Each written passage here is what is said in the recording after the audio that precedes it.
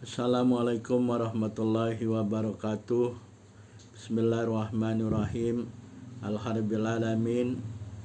Allahumma salli wa sallim wa barik ala nabina Muhammadin wa ala alihi washabihi ajmain. Amma ba'du. Dalam kesempatan ini kita mencoba membicarakan tentang masalah sulit tidur atau gangguan tidur. Tidur ini adalah suatu nikmat Allah Subhanahu wa taala. Badan kita ini perlu tidur untuk istirahat ya, untuk istirahat sehingga terutama pada malam hari ya, tidur dengan baik ya, dengan waktu yang cukup sehingga besok pagi kita bangun ya, bangun sebelum fajar ya, itu dalam keadaan sehat ya, dan segar supaya kita bisa melakukan mulai beraktivitas. Sebagai seorang muslim dimulai dengan bangun sebelum fajar ya. Tapi jangan pula kebanyakan tidur ya, karena tidur ini bagi orang-orang sehat kalau kebanyakan tidur bisa membuat kolbu mati ya. Kecuali orang-orang sakit yang memang memerlukan waktu istirahat yang lebih banyak. Ada orang-orang yang sampai pukul 2 pagi ya, pukul 3 pagi ini masih belum bisa tidur. Dia berusaha dengan banyak usaha ikhtiar ya, baca buku atau tulisan lain, atau sebagai muslim dia berzikir, banyak zikrullah, membaca Al-Quran atau yang lain lah ya, untuk menemukan solusi. Tetapi kadang-kadang ini tidak bisa membantu banyak ya. Terus masalah ini berputar-putar ya, tidak bisa tidur. Bila Anda tidak bisa tidur sampai pagi, mulailah bermuhasabah ya, apa penyebabnya. Ada suatu penelitian, suatu kajian di Australia, sekitar 60% orang dewasa di sana tidak bisa tidak bisa tidur ya, mengalami gangguan tidur ya, termasuk insomnia. Ini menurut The Royal Australian College of General Practitioners. Sayangnya kurang tidur ini kalau bersifat kronik ya, bersifat lama, dalam jangka lama tidak bisa tidur, ini punya akibat ya, atau konsekuensi yang serius bagi kesehatan. Memang betul ya, kalau kurang tidur bersifat kronis ya, bukan sehari dua hari ya, sampai berbulan-bulan tidak bisa tidur, ini mengganggu kesehatan ya. Kadang-kadang bisa stres, depresi ya. Jadi ada satu kajian yang diterbitkan dalam jurnal Sleep ya. Ini menemukan bahwa tidur kurang dari 7 jam per malam secara teratur ini melipat gandakan resiko kematian ya. Dan tidur kurang dari 6 jam juga lebih melipat gandakan resiko mati ya. Mati cepat, wallahualam lah, ajal itu Allah yang menentukan ya. Resiko, meningkatkan resiko ya. Jadi cobalah bermuhasabah. Mungkin gaya hidup kita ini yang kadang-kadang menyebabkan masalah kesehatan bagi kita ya, baik jasmani maupun rohani ya. Kadang-kadang gaya hidup ini gaya hidup stressful, penuh stres ya. Kemudian pekerjaan yang bersifat shift ya, ada shift gitu, term yang ya kadang-kadang dia kerja malam, kerja siang, kerja sore gitu ya. Nah ini menyebabkan ritme kehidupan seorang itu akan berubah ya. Juga satu lagi nih, ini akibat teknologi ya, teknologi sekarang nih, banyak orang sebelum tidur nih suka main handphone ya, gadget atau ponsel. Nah, ini juga bisa menyebabkan masalah tidur ya. Jadi sebelum tidur dia banyak main gadget, tiba-tiba udah pukul 2 pagi, 3 pagi tak sadar, terus gitu ya. Sehingga menyebabkan gangguan tidur yang kronik. Salah satu faktor yang sering diabaikan adalah masalah makanan ya. Nah ini kembali lagi kepada masalah makanan, bukan artinya kita ini hidup untuk makan, bukan ya. Karena memang kita ini diperintah untuk makan yang halal dan baik ya. Ya Yuhannas kulum mimma fil ardi halalan thayyiban ya. Wahai manusia, makanlah apa-apa yang halal dan yang baik ya, yang ada di muka bumi ya. Jadi makanan yang halal dan baik, baik untuk kesehatan, baik jasmani maupun rohani ya. Jadi ada makanan-makanan yang baik ya, halal dan baik untuk kesehatan jasmani dan rohani, termasuk salah satunya adalah untuk mengatasi gangguan tidur ya. Nah, ini disebut dengan diet terapi pemakanan ya. Jadi kita lihat makanan-makanan kita nih yang masuk ke dalam badan sehingga dapat mengatasi masalah gangguan tidur ya. Membantu, bukan artinya 100% yang membantu, karena banyak faktor yang menyebabkan gangguan tidur ya. Salah satunya kita mencoba dengan berikhtiar ya, karena setiap penyakit kuludain dawaun, setiap penyakit ada obatnya. Nah, obatnya ini salah satu dari obat masalah gangguan tidur, salah satu obatnya coba dengan mengatur makanan, diet terapi. Jangan terus kita mengkonsumsi obat-obatan. Kita bermuasabah, kita lihat evaluasi bagaimana lifestyle ya, bagaimana kebiasaan kita ya. Kemudian lihat juga pemakanan atau makanan. Nah, ini ada beberapa vitamin ya, dan mineral ya, yang baik ya untuk mengatasi atau membantu masalah gangguan tidur. Terkadang kekurangan vitamin atau mineral ini bisa menjadi akar penyebab gangguan tidur ya. Ini berarti bahwa satu atau lebih dari nutrisi ini mungkin menjadi penghalang antara Anda dan tidur Anda ya. Jadi kita membutuhkan tingkat nutrisi penting yang cukup ya, untuk mendapatkan kualitas tidur yang baik dan berkelanjutan. Ada beberapa vitamin dan mineral yang dikenal dapat membantu mengatasi masalah gangguan tidur ya. Yang pertama vitamin C ya, vitamin C. Vitamin C ini mengkonsumsi vitamin dan mineral ini boleh dalam bermacam bentuk ya, boleh dalam makanan alami seperti banyak makan sayur, makan buah-buahan ya. Makanlah, itulah pemakanan, atau dengan mengambil suplemen ya, suplemen atau tambahan, makanan tambahan dalam bentuk multivitamin dan multimineral ya. Tergantung daripada pribadi ya, kesukaan pribadi apakah suka makan alami atau makanan suplemen. Salah satunya adalah vitamin C. Vitamin C ini sudah kita tahu bersama bahwa vitamin C ini penting untuk sistem kekebalan tubuh ya. Tetapi apakah ramai orang tahu bahwa vitamin C ini juga penting untuk tidur ya? Ada sebuah studi atau kajian tahun 2014 yang diterbitkan di PLOS ONE. Orang yang memiliki kadar vitamin C yang rendah dalam darahnya ini memiliki lebih banyak masalah tidur ya, gangguan tidur, dan lebih rentan untuk terbangun di malam hari. Tapi sebetulnya bangun malam hari itu bagus ya, bangun, zikir, sholat malam ya.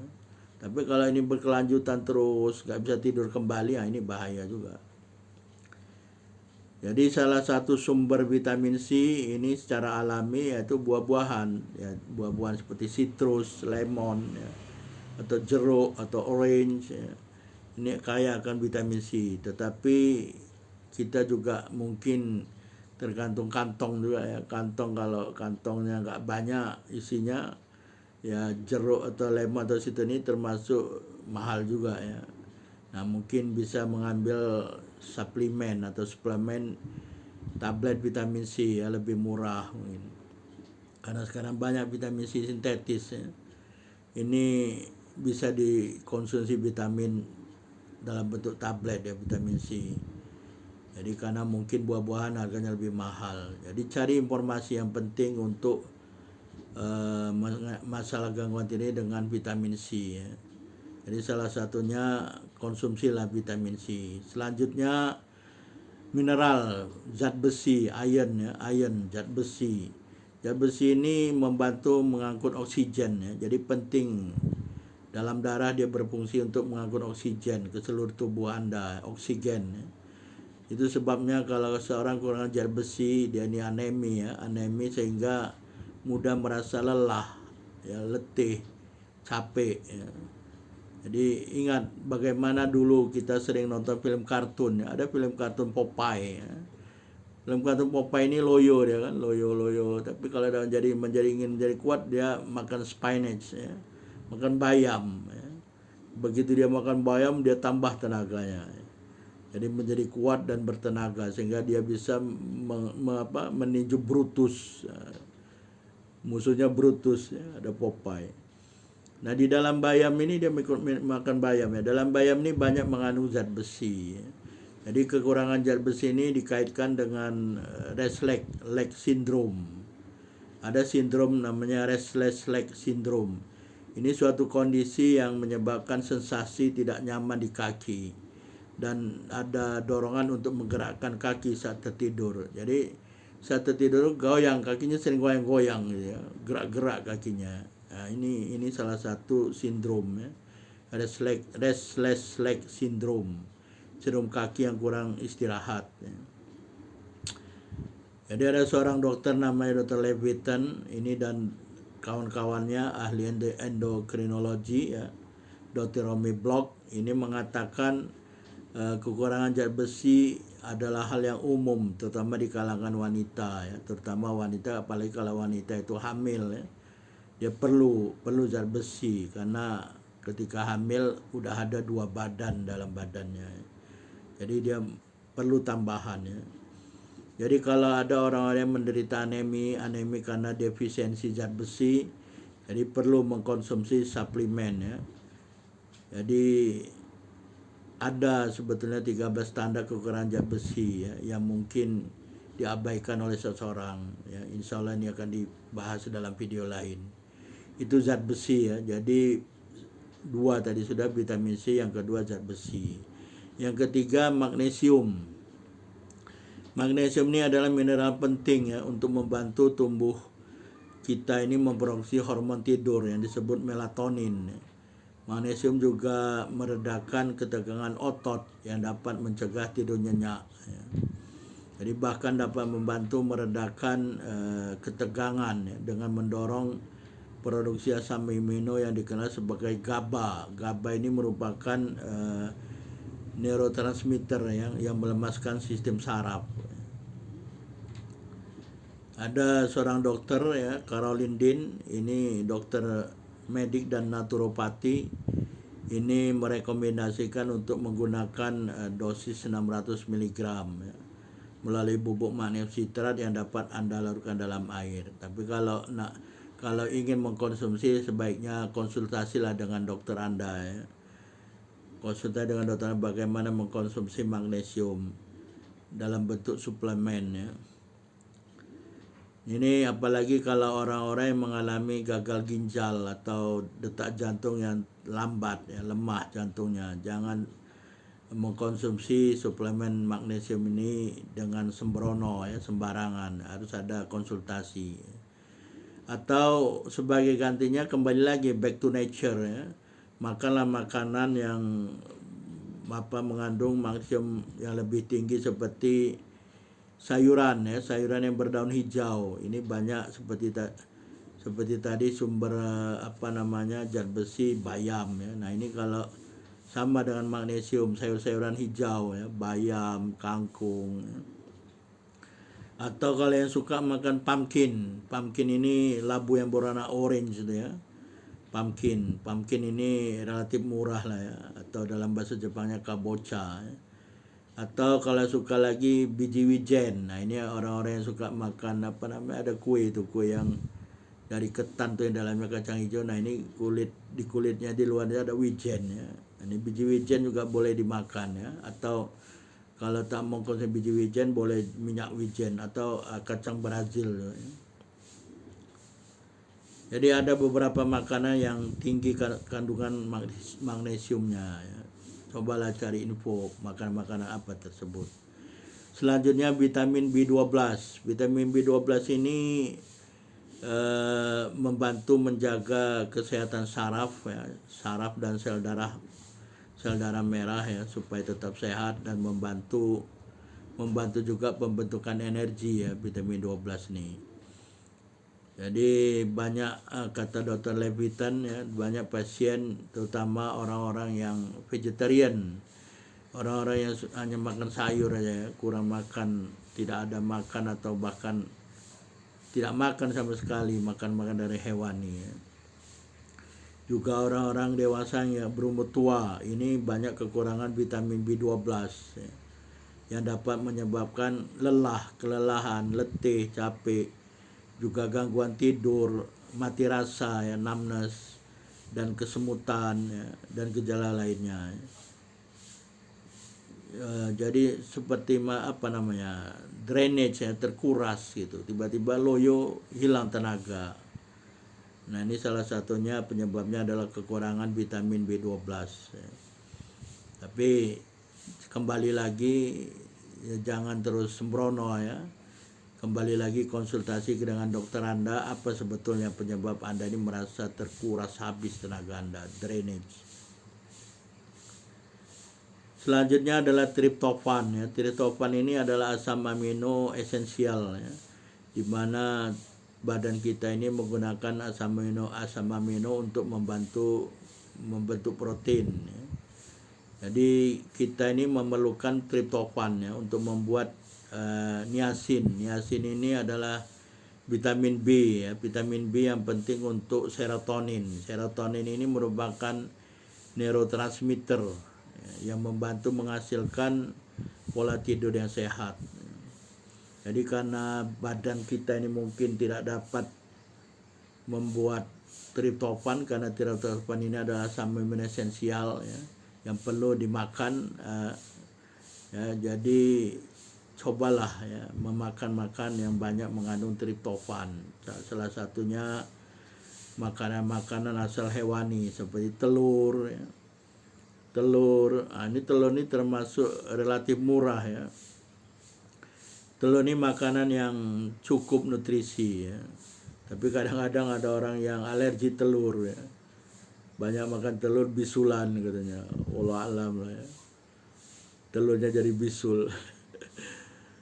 Jadi telur banyak makan ayam, tapi jangan lemak ayam ya. Daging ayam ya. Kemudian biji chia dan ubi jalar. Ubi jalar ini termasuk ya relatif murah lah ya. Ini termasuk sumber dari triptofan ya, terutama yang berwarna orange ya. Karena ubi jalar macam-macam, ada yang warna ungu, warna orange, ada yang warnanya tidak ada warna lah gitu ya. Atau konsumsi suplemen ya. Jadi pada malam hari kelenjar otak kita ini, kelenjar pineal otak ini menghasilkan hormon yang disebut melatonin ya. Melatonin ini membantu ini yang selanjutnya melatonin ya. Tadi triptofan, kemudian selanjutnya adalah melatonin. Melatonin ini dibentuk oleh kelenjar pineal otak pada malam hari ya. Melatonin ini membantu ritme sirkadian siang dan malam badan, termasuk waktu pelepasan hormon lainnya. Jadi ada penelitian menunjukkan bahwa dengan mengkonsumsi melatonin ya, suplemen melatonin dapat membantu mendapatkan istirahat yang baik ya.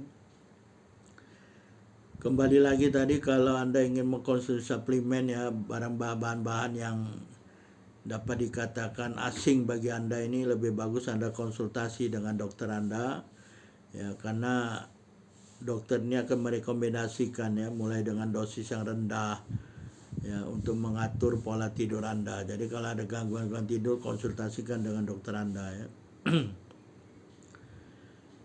Terutama untuk mengkonsumsi seperti tadi melatonin ya.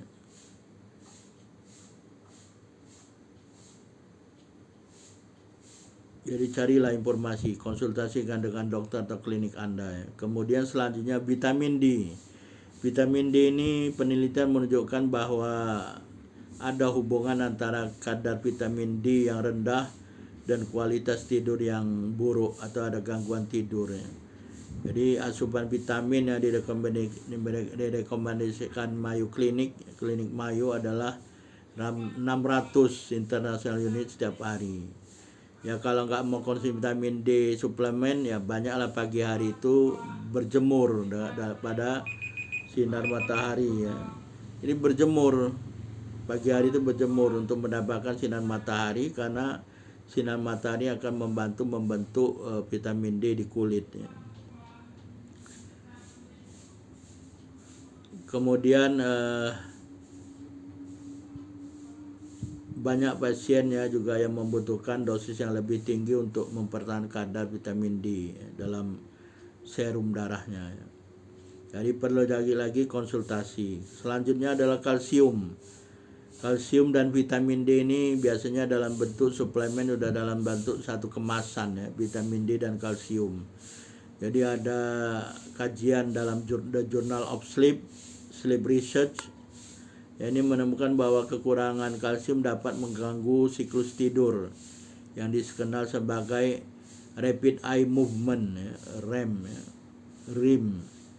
rapid eye movement, gerakan mata yang cepat ya. Ini para peneliti yang melakukan perlakuan kepada sukarelawan. Jadi orang-orang yang mendapatkan kadar kalsiumnya menjadi normal ini dapat kembali tidur secara normal ya. Jadi ada kajian bahwa kekurangan kalsium menyebabkan gangguan tidur. Jadi bagaimana mendapatkan kalsium, antaranya adalah banyak mengkonsumsi produk-produk susu ya. Kalsium banyak pada susu, atau kembali lagi tadi makan mustard ya, mustard nih, biji sawi ya, kolat sardin ya, ikan sardin, biji wijen ya. Adalah makanan-makanan yang kaya akan kalsium, termasuk kacang-kacangan ya. Jadi ada rekomendasi dari The National Institute of Health, yakni Amerika, ini 1000 mg untuk orang dewasa yang berumur 19 hingga 50 tahun, yang berumur 51 tahun ke atas 1200 mg ya. Tapi ya, kembali lagi hati-hati, karena kalsium ini bagi orang-orang tertentu dapat menyebabkan pembentukan batu ginjal ya. Jadi konsultasi lagi kepada dokter Anda kalau Anda ingin mengkonsumsi kalsium ya. Selanjutnya omega 3. Omega 3 ini adalah asam lemak esensial ya, yang perlu kita konsumsi ya. Bagaimana mengkonsumsi omega 3? Ya ada beberapa ikan ya, ikan seperti ikan salmon, ikan sardin, ikan sabak atau ikan makerel ya. Ini sudah kita bicarakan, bahkan omega 3 ini bisa membantu 6 bidang kesehatan dalam badan kita ya.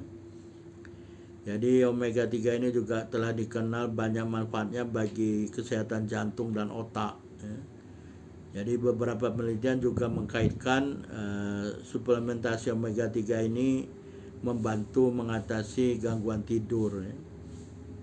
Jadi konsumsilah ya.